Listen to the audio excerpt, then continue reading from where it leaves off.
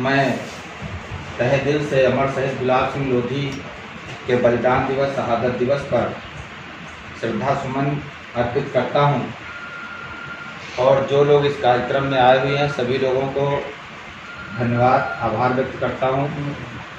साथियों, आज का जो कार्यक्रम है वो कार्यक्रम जनाधिकार पार्टी के तत्वाधान में अमर शहीद गुलाब सिंह लोधी के बलिदान दिवस पर रखा गया है और संभवतः पार्टी की तरफ से ये पहला कार्यक्रम हो रहा है। अभी तक हम लोग पिछले वर्ष दही चौकी में कार्यक्रम किए और 2 साल पहले एक हमारे मित्र हैं सोहरामुँह में अनुज कुमार यादव, तो हम लोग तिरंगा यात्रा के रूप में कार्यक्रम सोहरामुँह से लेकर के नवाबगंज तक करते थे, कार्यक्रम आशाखेड़ा तक। तो इस बार विचार बना कि कार्यक्रम पार्टी के तत्वाधान में होना चाहिए। इसलिए होना चाहिए कि अगर गुलाब सिंह अपने घर का काम करते तो हमें लगता अपने घर के सपूत होते, अपने माँ बाप का काम करते तो अपने माँ बाप के सपूत होते, जिले का काम करते तो जिले के सपूत होते, प्रदेश का काम करते तो प्रदेश के सपूत होते। उन्होंने देश का झंडा उठाया, राष्ट्रीय ध्वज तिरंगा उठाया, इसलिए मेरा मानना है कि वो किसी जाति धर्म संप्रदाय से ना हो करके इस देश के सपूत हैं और हमारी श्रद्धांजलि दिल से होनी चाहिए और गर्व होना चाहिए कि वो हमारे जिले से हैं। ये गर्व का विषय है और इस जिले से और भी सपूत रहे। इस देश को एक गाना गाया जाता है, 15 अगस्त में कैसेट में बजता है, बिना खड़ग बिना ढाल आज़ादी तूने दे दी, बिना तलवार क्या बचता है। मेरा मानना है कि गांधी जी ने आज़ादी नहीं दिलवाई, गांधी जी केवल नौटंकीबाजों के ठेकेदार रहे। आज़ादी दिलाने में अगर गांधी जी का रोल होता तो गांधी जी को भी गोली पड़ी होती, गांधी जी को गोली नहीं पड़ी। गांधी जी बनिया थे। 7,61,000 आदमी शहीद हो गया, गांधी क्या करता था? गांधी जी बनिया थे और जब इनके ऊपर खतरा आता था तो गांधी जी जेल के अंदर आंदोलन शुरू करते थे। साथियों, गुलाब सिंह लोधी के बारे में बहुत चर्चाएं हुई। लोगों ने बताया कि पास में ही F84 में इनका गांव पड़ता है, चंद्रिका खेड़ा में राम रतन जी के इनके पिता थे और इनका जन्म 1903 में हुआ, लेकिन जन्म तिथि के बारे में कोई जानकारी नहीं है। और उस समय एक झंडा आंदोलन चल रहा था, तिरंगे को लेकर के प्रतिबंध लगा दिया गया था कि कोई झंडा नहीं फहरा सकता है, तो बहुत सारी टोलियां लखनऊ के लिए चली। उसमें गुलाब सिंह लोधी वो हर जोतने वाली, जिसको गांव की भाषा में उन्नाव जिले में बाधी कहा जाता है, बाधी में जो डंडी होती है वो लकड़ी ही थी उनके हाथ में, यानी बाधी ही लेकर के और झंडा जेब में डाल लिए और इधर चले गए अमीनाबाद में। वहां पर कई टोलियों को वहां की जो अंग्रेजी पुलिस थी उसको वहां से भगा दिया, लेकिन किसी तरह छुप करके गुलाब सिंह लोधी एक पेड़ पर चढ़ के, अमीनाबाद जो झंडे वाला पार्क है उसी पेड़ पर चढ़ के बैठ गए और जैसे ही उनको अवसर मिला वैसे उन्होंने इस देश का गौरव, जो हमारे देश का गौरव है झंडा तिरंगा, उसको उन्होंने फहरा दिया और वहीं से अंग्रेजों ने उनको गोलियों से, अंग्रेजी सेना ने उनको गोलियों से उड़ा दिया। एक तिरंगे के लिए उन्होंने इतना बड़ा त्याग किया, देश का गौरव बढ़ाया, अंग्रेजी शासन को, अंग्रेजी हुकूमत को नीचा दिखाया, लेकिन खास तौर से पूरे प्रदेश में, पूरे देश में कुछ ना हो, लेकिन इस जिले में मेरा मानना था, इसलिए कार्यक्रम शुरू किया गया कि इस जिले में जगह जगह गांव-गांव बृहद रूप से कार्यक्रम होने चाहिए। और आज के कार्यक्रम का हम लोगों ने यहाँ कार्यक्रम किया है, अगले साल का कार्यक्रम जो होगा हम चाहेंगे कि बृहद रूप से हो और तिरंगा फहरा करके कार्यक्रम किया जाए। तिरंगा फहराने के बाद कार्यक्रम का शुभारंभ हो और कार्यक्रम कई जगह हो रहे हैं, अच्छी बात है, कहीं लेट हो रहा, कहीं टाइमिंग अलग अलग रखी जाए ताकि वहाँ के लोग भी इस कार्यक्रम में भी शामिल हो सके, यहाँ के वहाँ भी जा सके और तिरंगा से कार्यक्रम शुरू हो, राष्ट्रगान से कार्यक्रम शुरू होना चाहिए। चलिए, और ये कार्यक्रम पर सभी लोगों की तरफ से, पार्टी की तरफ से और देश के सभी उन लोगों की तरफ से, युवाओं की तरफ से मैं श्रद्धा सुमन अर्पित करता हूँ।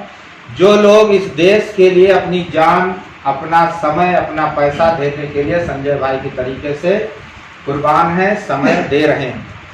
साथियों, एक बात और कहना चाहेंगे कि हमारे देश का जो संविधान है, भारतीय संविधान, उस संविधान में एक शब्द लिखा है, इंडिया दैट इज भारत। हम लोगों को एक समझना होगा कि भारतीय संविधान के द्वारा हमारे झंडे को इस अनुमति मिली कि इस देश का झंडा जो होना चाहिए वो तिरंगा हो, जिसको गुलाब सिंह लोधी लिए हैं। एक बात और हम उदाहरण देंगे, अभी किसी भाई ने उदाहरण दिया था कि अगर एक तिरंगा झंडा यहाँ पर लगा हो और एक झंडा किसी धर्म का, किसी मजार में या मस्जिद में, किसी गुरुद्वारा में, किसी चर्च में या किसी मंदिर पर लगा हो, हमारे देश की सेना खड़ी हो और दोनों बहुत तेजी के साथ आंधी आ जाए या भूकंप आ जाए या कोई आपदा आ जाए, झंडा गिरने की नौबत में हो, तो हमारे देश की सेना किस झंडे को उठाएगी, बचाएगी, रक्षा सुरक्षा करेगी? तिरंगे को। यानी सभी झंडों के ऊपर अगर कोई झंडा है तो हमारे देश का तिरंगा झंडा है और हमें गर्व होना चाहिए इस झंडे पर। और दूसरी चीज, एक बात और हम लोगों ने शुरू की है, लगभग सब लोग उन्नाव जिले से हैं।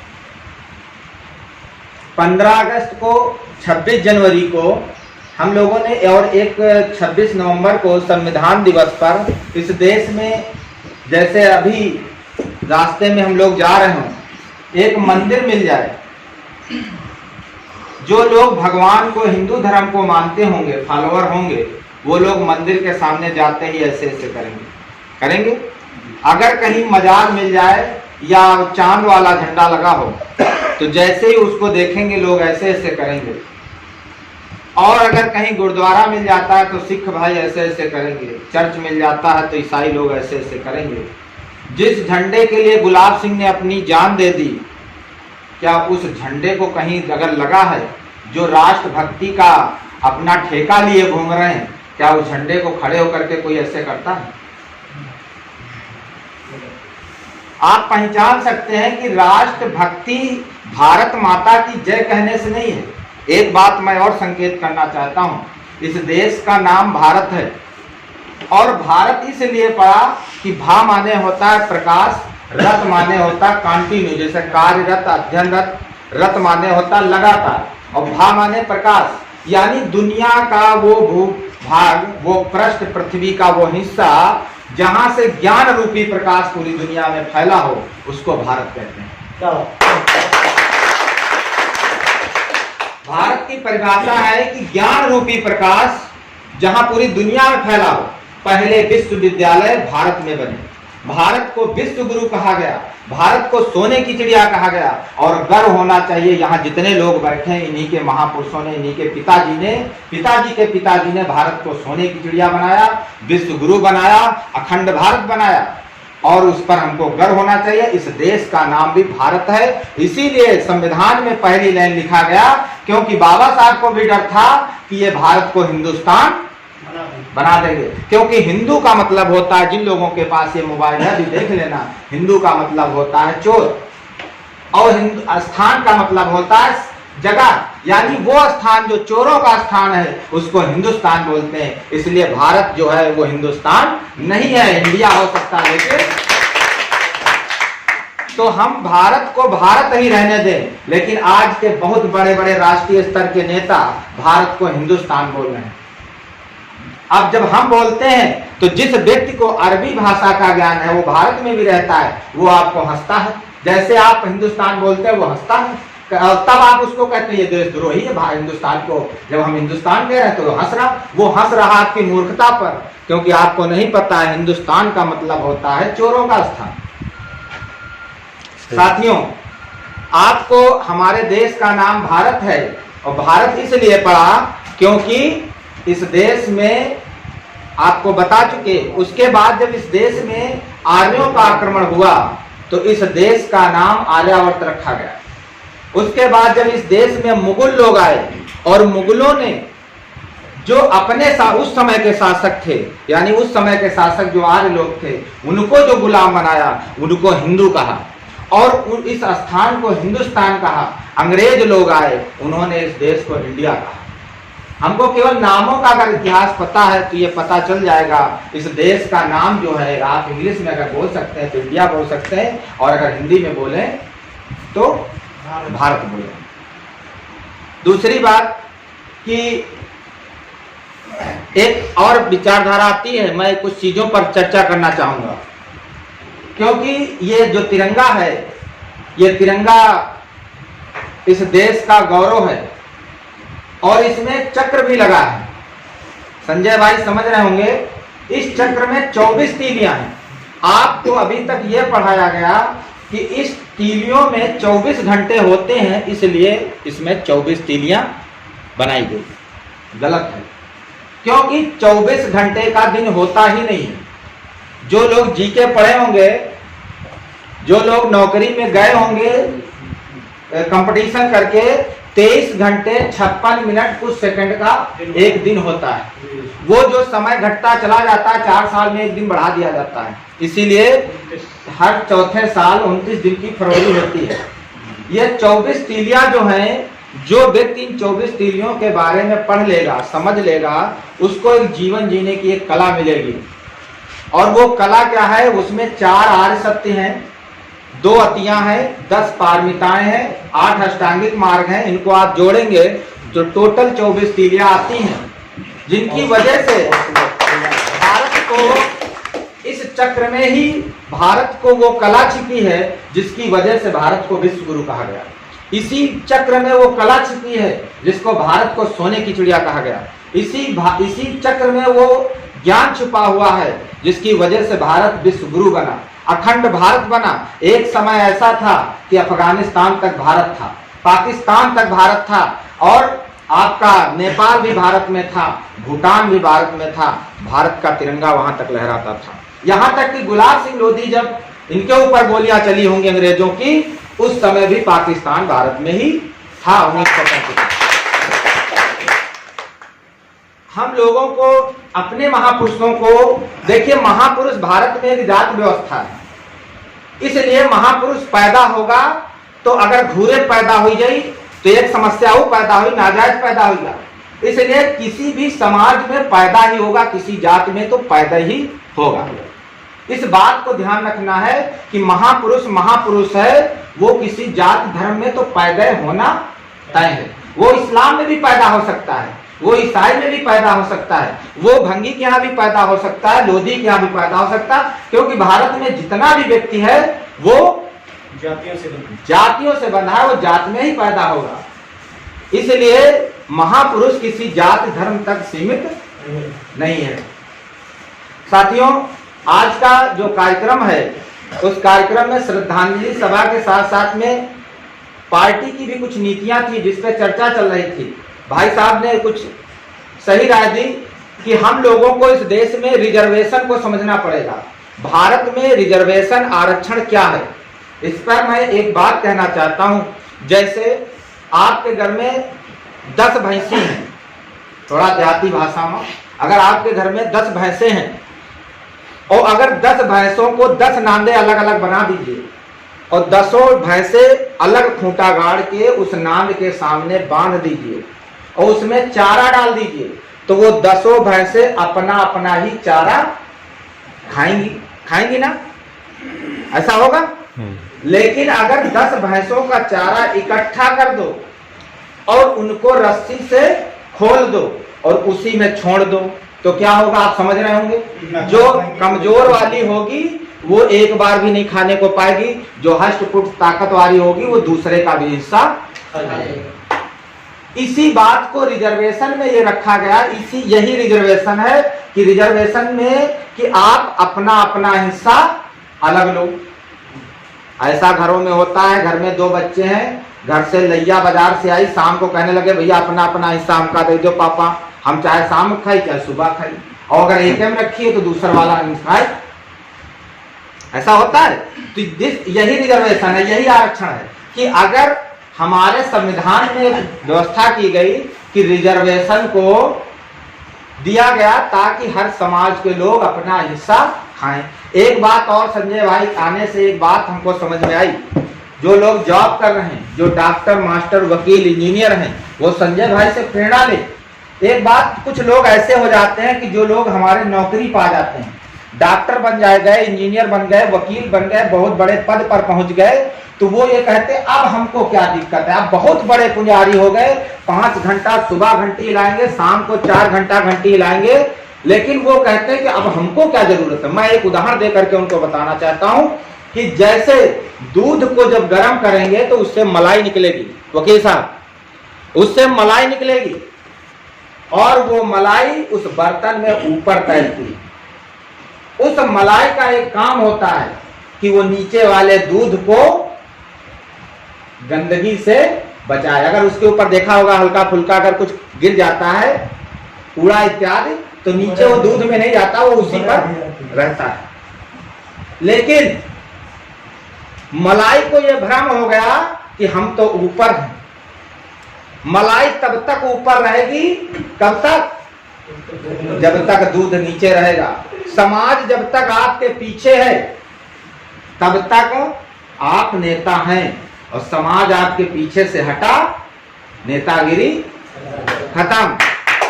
इसलिए पढ़े लिखे लोगों की ये जिम्मेदारी है कि वो समाज को रक्षा सुरक्षा करें ताकि आप ऊपर बने रहेंगे।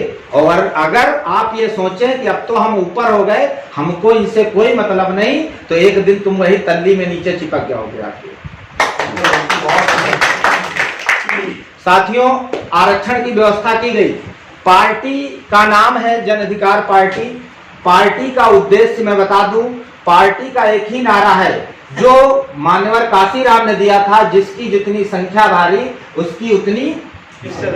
पार्टी में बाबू सिंह बसपा में ही मंत्री रहे, लेकिन इस मुद्दे से पार्टी भटक गई।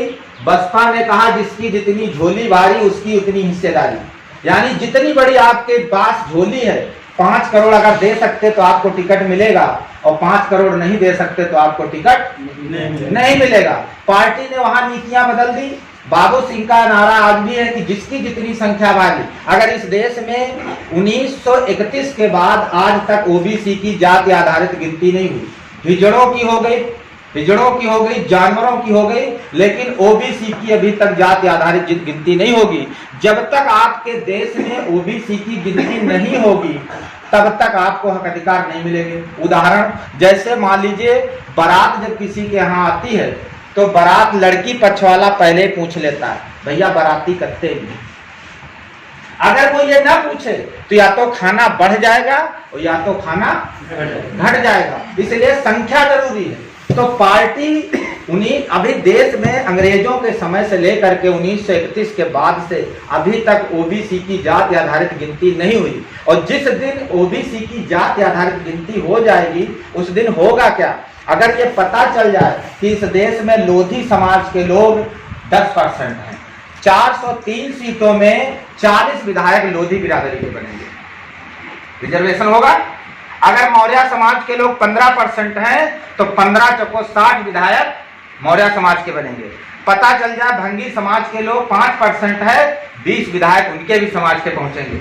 जब उनके समाज के लोग पहुंचेंगे तब वहां पर आपके समाज के हक अधिकारों की लड़ाई लड़ेंगे। जब आपका आदमी ही नहीं होगा तो आप हक अधिकारों की लड़ाई नहीं लड़ सकते, और लड़ भी सकते हैं तो आपके पास आपको शारीरिक रूप से और मानसिक रूप से दोनों तरह से कमजोर किया जा रहा है। अभी डॉक्टर साहब ने कहा कि आपको शारीरिक रूप से इसलिए कमजोर किया जा रहा है कि आपकी खेती को नष्ट किया जा रहा है, और जो अनाज गोदामों में भरा है वो आपको नहीं दिया जा रहा बल्कि वही सड़ रहा है। मानसिक रूप से इसलिए कमजोर किया जा रहा कि आपकी शिक्षा व्यवस्था को ध्वस्त किया जा रहा। बाबा साहब ने कहा था जिस समाज में 10 डॉक्टर 20 वकील पैदा हो जाएंगे उस समाज की तरफ कोई आंख उठा के नहीं देखेगा। डॉक्टर मास्टर तो पैदा हुए, लेकिन आंख तो आंख है, तोप दिखा करके लोग चले जाते हैं। क्यों? क्योंकि हम अपने हक अधिकारों को नहीं जान पाए कि हमारे पास हक अधिकार क्या है। हम लोग हक अधिकारों को भूल करके मंदिर और मस्जिद की लड़ाई में उलझ गए।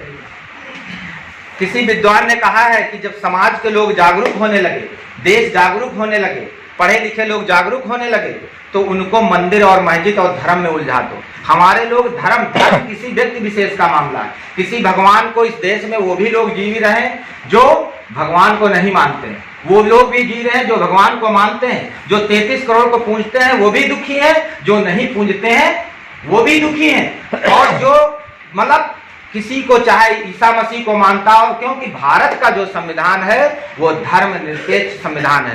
पूरी आजादी आपको देता है कि आप किसको मानो या ना मानो, ये आपको पूरी आजादी मिलती है, भारतीय संविधान की वजह से मिलती है। तो हमको जय जयकार करना चाहिए। जो मान रहा है भगवान को उसको भी पहले संविधान की जय बोलनी चाहिए, और जो नहीं मान रहा उसको भी बोलना चाहिए कि यार हम तो संविधान की वजह से आज हम नहीं मानते तो कोई मेरा कुछ नहीं कर पा रहा। और जो मान रहा है उसको भी पहले संविधान की जय बोलनी चाहिए कि अगर संविधान ना होता तो आज हम सीता राम अल्लाह मुसलमान किसी कोई मस्जिद में घंटा बजा नहीं सकता था। तो इस देश का जो सबसे ऊपर है, सर्वोपरि पुस्तक है, वो भारतीय संविधान है। संविधान इसलिए है कि अगर हमारे घरों में संविधान की किताब हो जाए तो मेरा मानना है कि हमारे लोग 80% हक अधिकार के लिए प्रेरित होंगे। हमारे संविधान ने हक अधिकार दिया कि आपको बोलने की आजादी है। आपको गांव में कोई बोल रहा है, कहता चुप रहो। आपके पास कोई एविडेंस है ही नहीं कि आप कह सके कि भारतीय संविधान ने अनुच्छेद इतने में 19 में बोलने की और संगठन बनाने की आजादी दे दी। आपके पास कोई सबूत नहीं, क्योंकि आपके हमारे घरों में मेला में किताबें जो उपलब्ध हैं वो अकबर बीरबल की कहानी, जीजा सालिक चुटकुले, दीदी जेवर के शायरी उपलब्ध हैं। हमारे घरों में अगर भारतीय संविधान की किताब उपलब्ध है तो एक जो नौकरी करने वाला होता, भाई साहब बैठे, लेकिन भाई साहब नौकरी करते हैं, लेकिन कोई भी ऐसा आदमी नहीं होगा जो इनको साहब ना कहता हूं। भाई नौकरी कर रहे हैं, किसकी वजह से? संविधान की वजह से। संविधान ने इनको नौकरी दी, सरकार ने दी। सरकार किससे बनी? लोगों से। यानी भारतीय संविधान में सीधे लिखा है कि जो भारत का लोकतंत्र है वो जनता के द्वारा जनता के लिए शासन व्यवस्था है। लेकिन हर आदमी जाता है तो एक होमगार्ड को भी क्यों? क्योंकि हमारे पास वो पुस्तक नहीं, और ना वो होमगार्ड था पास पुस्तक, ना होमगार्डों पास नहीं, हाँ, ना उनके पास है ना हमारे पास है। वो केवल पता है। और उस किताब की ताकत मैं बता रहा हूँ आपको। उस किताब की ताकत क्या है, एक बात से मैं एहसास कराता हूँ। देश की आजादी के पहले भी इस देश में कानून लागू था जिसको बोलते थे मनु कानून, मनु का संविधान। वो कानून लागू था। उसमें यह था कि अगर पहली लड़की पैदा हो जाए तो उसको दूध में डुबो के मार दो, पहला लड़का पैदा हो तो गंगा जी में दान कर दो, और अगर पहली लौकी पैदा हो तो मंदिर में चढ़ाओ। जो पहली लौकी चिकनी होती है, हष्टपुष्ट होती, तो जो खाएगा वो हष्टपुष्ट होगा। अब तुम खाओगे टेढ़ी मेढ़ी तो टेढ़े मेढ़े हो गए। तो देखिए, और दूसरी व्यवस्था क्या थी कि अगर किसी का पति मर जाता है तो उसकी पत्नी को उसके साथ में जिंदा जला दिया जाता। आज अगर वो कानून लागू होता तो सोनिया गांधी नहीं होती। अगर वो कानून लागू होता तो सोनिया गांधी होती, विधवा है, पार्टी की राष्ट्रीय अध्यक्ष रह चुकी, सांसद हैं। ऐसी बहुत सारी महिलाएं इस देश में है। मेरा मानना है कि अगर वो कानून लागू होता तो आज कम से कम 20 करोड़ महिलाएं देश में कम होती ना, विधवा वाली एक भी नहीं होती। आज उस कानून की वजह से जिस लड़की को दूध में डुबो के मार दिया जाता था, आज उसी कानून की देन है कि हर अस्पताल में बड़ा बड़ा लिखा है भ्रूण जांच कराना मना है, भ्रूण जांच कराना अपराध है, कि कराए तो सीधे जेल होगी। यानी अभी वो लड़की है कि लड़का है, पेट में है, कितने महीने का है, अभी पैदा नहीं हुआ, उसकी भी रक्षा सुरक्षा कोई कर रहा है। उसके बाप की औकात नहीं, उसकी माँ की औकात नहीं कि उसकी जांच करा दे। ये कौन कर रहा है? वो हमारे देश के संविधान में वो ताकत है, कानून में ताकत है कि अभी वो पैदा नहीं हुआ, उसकी भी रक्षा सुरक्षा हो रही। और वो किताब हमारे पास नहीं है।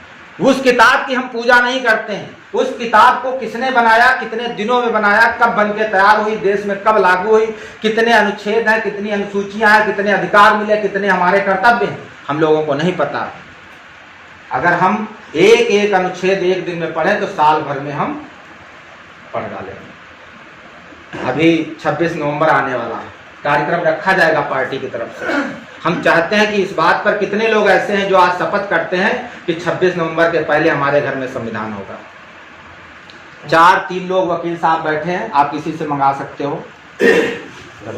ज्यादा महंगी किताब नहीं है, सस्ती से 200 रुपए से 400 रुपए 500 रुपए तक अच्छी वाली मिल जाएगी आपको, और वो किताब जरूर लीजिए। जब तक आपके पास किताब नहीं होगी, उस किताब से इस देश का मुख्यमंत्री बनता है, उस किताब से इस देश का प्रधानमंत्री बनता है, उस किताब से इस देश की संसद चलती है, उस किताब से आपके बच्चे को नौकरी मिलती है, उसी किताब से आपका बच्चा डॉक्टर बनता है, इंजीनियर बनता है, दारू ठेका, नाजक ठेका, रोड ठेका, सब कुछ उसी किताब से मिलना है। और वो किताब ही हमारे घरों में नहीं, ना हम उसकी पूजा करते हैं, ना हमको उसके जानने की जरूरत है। तो सभी लोगों से मेरा निवेदन है कि उस किताब के बारे में पढ़िए, समझिए, और जिस दिन वो बनी और जिस दिन लागू हुई हम उसकी पूजा करें। बाकी 365 दिन में किसी की भी पूजा करें, हम कम से कम जो किताब उस दिन बनी है उस पुस्तक की हम उस दिन पूजा करें और उसको पढ़ें। दूसरा, एक क्योंकि राष्ट्रीय प्रतीक का मामला है, गुलाब सिंह लोधी ने अपने प्राणों की बलि इस देश के तिरंगे के लिए दे दी। 2 चीजें आपको बता चुका मैं, इनकी ताकत भी बता चुका। एक ये राष्ट्रीय प्रतीक चिन्ह आपके पीछे लगा, अशोक की लाट लगी है। इस देश में जब तिरंगा बन रहा था तो कुछ लोगों ने कहा कि इस तिरंगे में, कुछ लोगों ने कहा चांद होना चाहिए, तो ये कुछ लोगों ने इसको मना कर दिया कि इस तिरंगे में चांद नहीं होना चाहिए, क्योंकि ये 2 शर्तें थी कि तिरंगे में राष्ट्रीय प्रतीक चिन्ह वही लिए जाएंगे जो इस देश के इतिहास से जुड़े हों, इस देश के मूल व्यवस्था से हों। तो उसमें आया कि इस देश में कुछ लोगों ने तर्क रखा कि कुछ लोग कि इसमें चांद होना चाहिए, उसको भी नकार दिया गया कि ये विदेशी व्यवस्था है। कुछ लोगों ने कहा कि इसमें ओम होना चाहिए, तो कहा कि ओम वाले जो समर्थक लोग हैं वो खुद लोग विदेशी लोग हैं, वो खुद विदेशी लोग हैं। और जो कहा कि कुछ लोगों ने कहा गांधी जी का चरखा होना चाहिए, तो लोगों ने तर्क दिया कि अगर गांधी जी के चरखे पर इस देश के लोग चलेंगे तो आम के पत्ते और केला के पत्ते लपेटे घूम रहे होंगे और पीछे बकरी आएगी, नोच के लिए चली जाएगी, पिछवाड़ा दिखाई देगा। वो भी नकार दिया गया। लास्ट में इस देश के इतिहास पर गहन अध्ययन किया गया, तब इस चक्र में, इस तिरंगे में चक्र को लगाया गया। क्योंकि बीच बीच में आपको लोग कहते हैं ना, हवा उड़ती है कि ये होना चाहिए, वो होना चाहिए, वो बनना चाहिए। क्यों नहीं बना? उस समय क्यों नहीं बना पाए जब कांग्रेस के 202 सांसद थे और पूरी सदन में मात्र 308 सदस्य थे। 308 में से 106 लोगों एक तरफ थे और कांग्रेस मात्र 202 पर थी। तब भी कांग्रेस इस बात को नहीं सिद्ध कर पाई कि गांधी जी का चरखा लगना चाहिए या ओम लगना चाहिए या चांद लगना चाहिए, नहीं लग पाया। तो वो कौन सी चीजें थी? राष्ट्रीय प्रतीक चिन्ह में बहुत सारे लोगों ने कहा ये होना चाहिए, वो होना चाहिए। उसमें राष्ट्रीय प्रतीक चिन्ह में अशोक की लाट को रखा गया, क्योंकि इस देश को अखंड भारत बनाने में, विश्व गुरु बनाने में, सोने की चिड़िया बनाने में और अशोक के शासन व्यवस्था में ये थी कि 33% हिस्सा पूरे विश्व के पटल में 33% हिस्सा अर्थव्यवस्था में भारत का होता था। तब भारत सोने की चिड़िया था। और कहीं भी इतिहास में आप पढ़ेंगे कि सम्राट अशोक के शासन में कहीं घरों में ताले नहीं लगते थे, पंचशील का पालन होता था, त्रिशरण को लोग याद करते थे, उसके बताए रास्ते पे चलते थे। इसमें भी 4 जानवर, ऊपर 4 शेर बने। ये एक संकेत करते हैं दुनिया को कि हम भारत के लोग हैं, हमसे मत टकराना, हम आपको बिल्कुल, मैं सम्राट अशोक का वंशज हूं, मैं आपको वहीं पहुंचा दूंगा। ये एक संकेत करते हैं। उसके नीचे 4 जानवर बने, एक शेर है, एक ये नीचे 4 जानवर बने, एक बाघ है, एक बाघ है, दूसरा हाथी है, घोड़ा है और सांड है। केवल एक पर मैं चर्चा करूंगा। चारों में कहीं और बकरी, भेड़, बकरी, गाय, दूध देने वाले जानवरों में से आप गिन लीजिए, तो उसमें भी एक शर्त लगाई गई। बाघ को ही क्यों रखा गया? और सम्राट अशोक ने और उसके अलावा भारतीय संविधान ने भारत के राष्ट्रीय पशु को बाघ को बनाया। क्योंकि एक चर्चा का विषय रहता है कि गाय को राष्ट्रीय पशु बनाओ, कुछ लोग कहते हैं सुअर को बनाओ, क्योंकि सुअर विष्णु भगवान है, एक बार उनका भी विष्णु के रूप में जन्म हुआ था, इसलिए कुछ लोग कहते हैं कि सुअर को बनाओ, तो कुछ लोग कहते हो तो टट्टी खाता है। तो अलग अलग लोगों के तर्क है, मैं केवल उस तर्क पर देना चाहता हूं कि जिन्होंने राष्ट्रीय पशु बाघ को बनाया, वो तर्क ये था, वो शर्त रखी गई कि उसी जानवर को राष्ट्रीय पशु बनाया जाएगा जो जिसका कोई दोहन और शोषण ना कर सके। उसमें अगर बकरी को बना दिया जाता तो बकरी का दूध खाते, बाद में बकरी को भी खा जाते। गाय को बनाते तो गाय का दूध खाते, गाय को भी खा जाते। भैंस को बनाते तो भैंस का दूध खाते, भैंस को भी खा जाते। ऐसे जानवर को बनाया जाएगा जिसका कोई दोहन और शोषण ना कर सके। तो दो जानवर आए, एक शेर और एक बाघ। लेकिन बाघ के अंदर एक विशेषता पाई जाती है कि बाघ का जो एरिया उसने जंगल में कवर कर रखा है, वो 24 घंटे में उस सर्किल एरिया का अपना एक बार निरीक्षण जरूर करता है। इसलिए बाघ को राष्ट्रीय पशु बनाया गया और इस देश के नेताओं को एक प्रेरणा दी गई कि इस देश का जो भी नेता है, चाहे वो राष्ट्रीय स्तर का हो चाहे गांव का स्तर का हो, जो भी प्रतिनिधि है और जो भी है, वो बाघ से प्रेरणा ले, अपने 24 घंटे में उसका निरीक्षण जरूर करे। अगर प्रधानमंत्री है देश का, प्रदेश का मुख्यमंत्री, जिले का डीएम और गांव का है प्रधान और पिताजी हैं किसान है तो खेत का, उस जानवर से प्रेरणा लेना है कि हमारा जो हमको जिम्मेदारी सौंपी गई है, उस जिम्मेदारी का हम एक बार निरीक्षण जरूर करें। इसलिए बाघ को राष्ट्रीय पशु बनाया गया। आप लोगों को इसलिए मैं बता रहा हूँ, टॉपिक ये विषय नहीं है, तिरंगे से संबंधित है, इसलिए बता रहा हूँ क्योंकि बीच बीच में राजनीतिक मुद्दे उठते रहते हैं। आप तो किसी ने कहा गाय को राष्ट्रीय पशु बनाओ तो आपके पास कोई जवाब नहीं होगा। दूसरा कि इस देश का राष्ट्रीय पक्षी मोर है। राष्ट्रीय पक्षी मोर को ही मोर और कोयल उससे भी अच्छा गाना गाती है। लेकिन क्यों बनाया गया? क्योंकि मोर के अंदर एक विशेषता पाई जाती है कि मोर जहरीले जंतु खा करके भी खुश रहता है।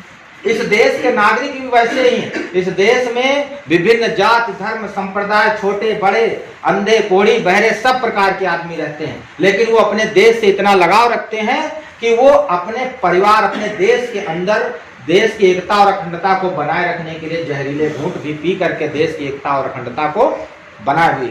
ये प्रेरणा मिलती है हमको। जैसे घर का एक मुखिया होता है, उसके घर में 5 लड़के या 5 बहुएं, खूब लड़ाई हो रही, लेकिन वो कभी नहीं चाहता है कि हमारा परिवार टूटे।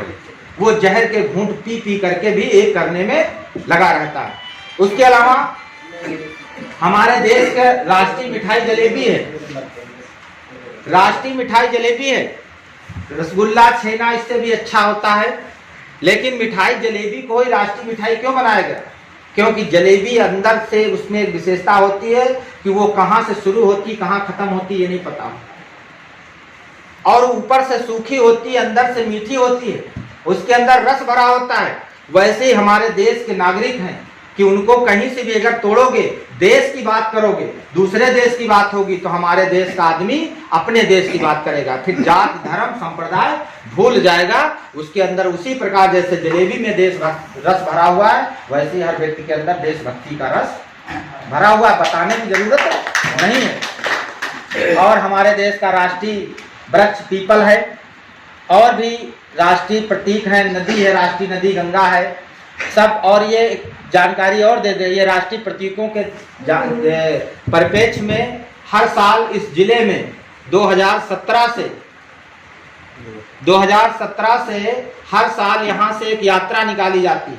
इस देश में भगवान की, राम की, शिव की, अल्लाह की, गॉड की लोग यात्रा निकालते हैं, लेकिन इस जिले में पहली बार 2017 से एक राष्ट्रीय प्रतीकों के बारे में यात्रा निकाली जाती है। इसी बुद्ध विहार से पूरे जिले में घूमती है।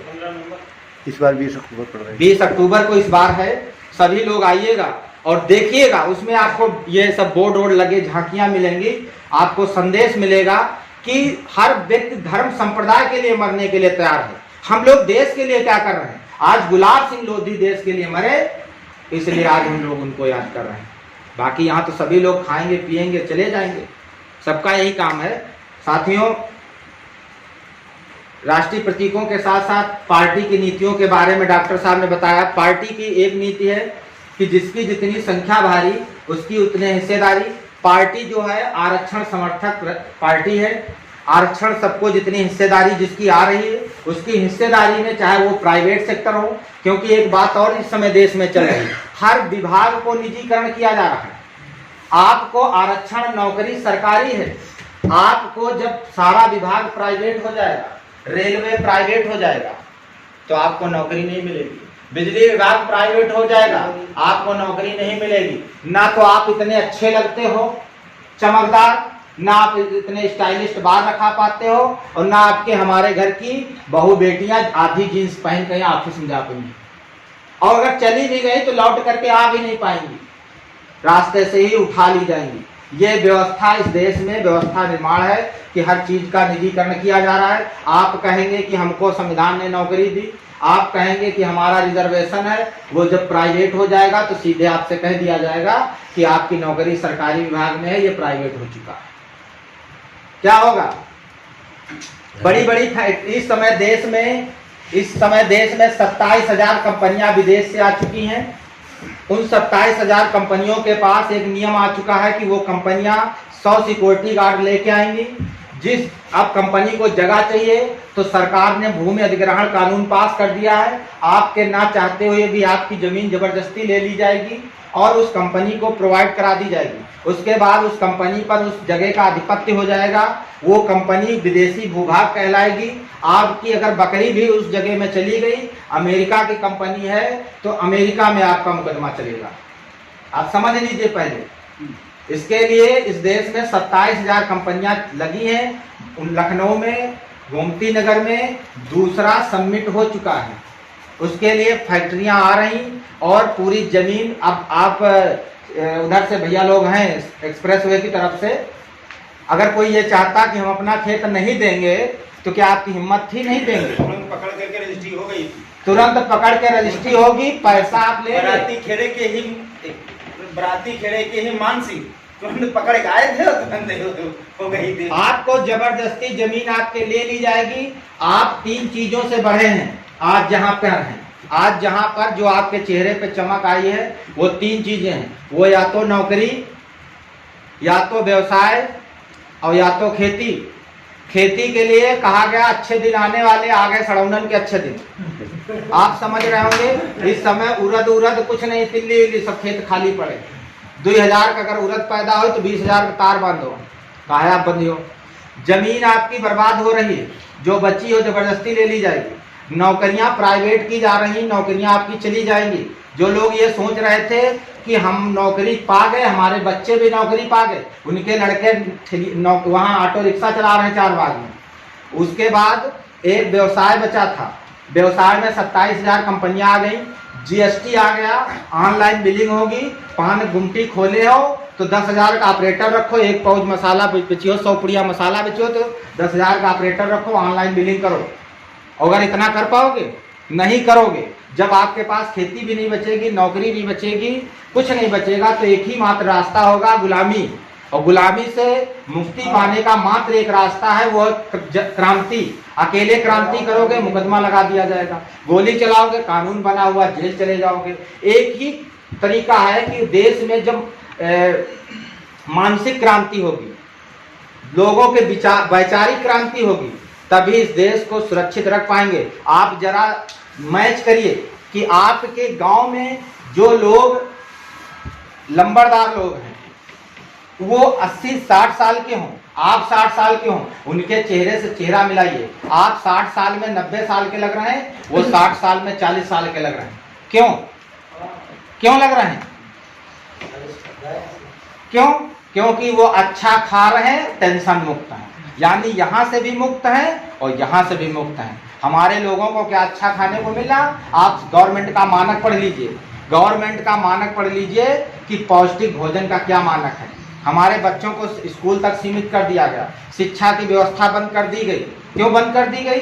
ज्योतिबा राव फूले की फोटो लगी है। इन्होंने आज के 150 साल पहले कहा था कि विद्या बिना मति गई, मति बिना नीति गई, नीति बिना गति गई, गति बिना वित्त गया, वित्त के बिना शूद्र हताश हुए और गुलाम बनकर रह गए। इतना अनर्थ अविद्या के कारण हुआ। बाबा साहब ने भी कहा शिक्षित बनो, संगठित बनो, संघर्ष करो। उसके पहले बुद्ध ने कहा बुद्धं शरणं गच्छामि, यानी ज्ञानी बनो, पढ़ाई करो, शिक्षा की तरफ चलो। लेकिन हमारे लोग शिक्षित बने नहीं। बाबा साहब ने कहा शिक्षित बनो, संगठित बनो, संघर्ष करो, राजा बनो। अगर राजा बन गए तो आपको दारू का ठेका, नारियल ठेका, रोड ठेका, आपसे रिश्तेदार, बच्चों को, आसपास पड़ोसी को, सबको नौकरी मिल जाएगी। और राजा आपकी वोट से बनेगा। वोट में सबकी ताकत उतनी है, चाहे छोटा हो चाहे बड़ा हो। जितनी मुख्यमंत्री की वोट की पावर है, जितनी गांव के अंधे बहरे कोढ़ी अनपढ़ आदमी की ताकत है, जितनी बड़ी वोट की, उतनी ही प्रधानमंत्री की भी है। बस उन लोगों ने वोट का महत्व समझा, हम लोगों ने वोट का महत्व नहीं समझा। भगवान बुद्ध के समय में हम लोगों को बहुजन समाज कहा गया, लेकिन आज मैं उस बहुजन समाज को भोजन समाज कहता हूँ। शाम को दारू का एक क्वार्टर मिलेगा, वोट कहाँ पड़नी थी, सुबह चेंज हो जाएगा प्लान। जिस दिन आप भोजन समाज के आज बन गए हो, जिस दिन लौट के बहुजन समाज के बन जाओगे, जिसको काशीराम साहब ने, भगवान बुद्ध ने आज के 2500 साल पहले 85% और बहुजन समाज कहा, उसी दिन आपको ताकत का एहसास हो जाएगा। एक बात कह करके मैं अपनी बात को खत्म करूंगा। महाभारत में एक कहानी आप लोगों ने पढ़ी होगी कि दुर्योधन के अंदर 10,000 हाथियों की शक्ति थी। 10,000 हाथी क्या उसके अंदर घुसे थे? नहीं घुसे थे ना। उसकी यही शक्ति थी कि वो राजा था। आज बाबा योगी के अंदर 10,000 नहीं, 10 लाख हाथियों की शक्ति है। पूरे यूपी की जेसीबी वही के अंदर घुसी है। पूरे ट्रैक्टर वो जहां चाहे जहां गिरवाते, जहां चाहे रोड बनवाते, जो चाहे पुल बनवाते, यानी पूरी शक्ति उसी के अंदर है। और कोई 10,000 हाथी की शक्ति का कोई मतलब नहीं। तो आप लोग भी जब शक्ति है, आपको तब मिल सकती है जब आप अपना राजा चुनेंगे। और जब आपका राजा होगा तब वो आपके लिए काम करेगा, आपके बच्चों के लिए काम करेगा। इसी के साथ में मैं अपनी बात को विराम देता हूं। आप लोगों ने सुना, इसके लिए धन्यवाद।